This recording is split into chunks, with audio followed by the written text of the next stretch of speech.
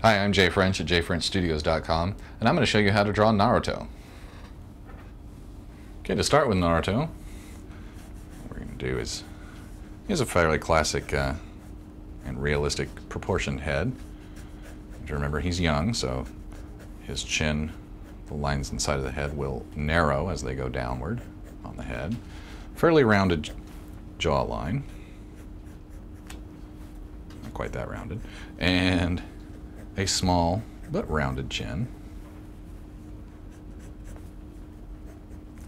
Not quite that much indent to it, just a little bit. Does have the exaggerated undersized neck, although not that exaggerated since, again, he is supposed to be a child. Now let's get the headband in there, which of course is very distinctive. We have some of his hair sticks out over it.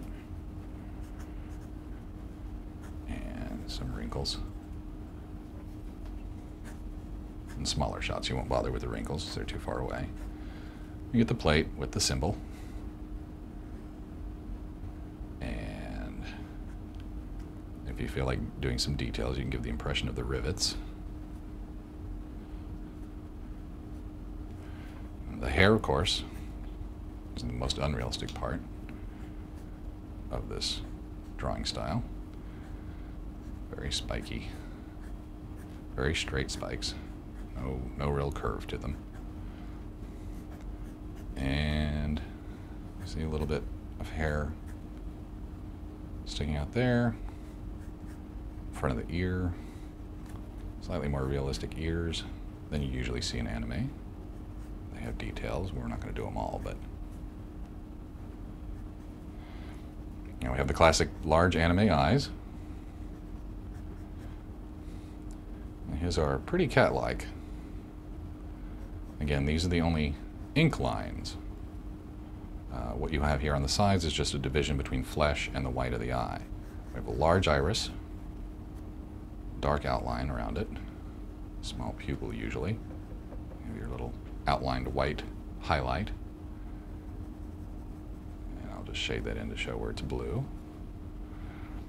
You'll notice that sometimes in closer in shots like this, I didn't do it on this other eye, but I'll show it here. You also have a wedge taken out of a white highlight opposite, which is also very realistic. More realistic than this style usually is. Okay.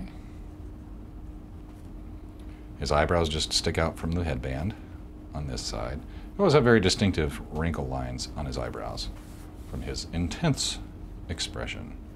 Nose is usually just a shadow, much like most anime, perhaps a little more detail. He tends to have a wider mouth than most animes do. Part of that is because he's a male character. So he'll have the minor lower lip shading, as you see often in many other animes. Then we have his distinctive lines here on his cheeks. From there, you just have the distinctive color, which is something of a padded thing. And then his distinctive costume, which is essentially just a jumpsuit. So we're not going to detail the rest of it right now.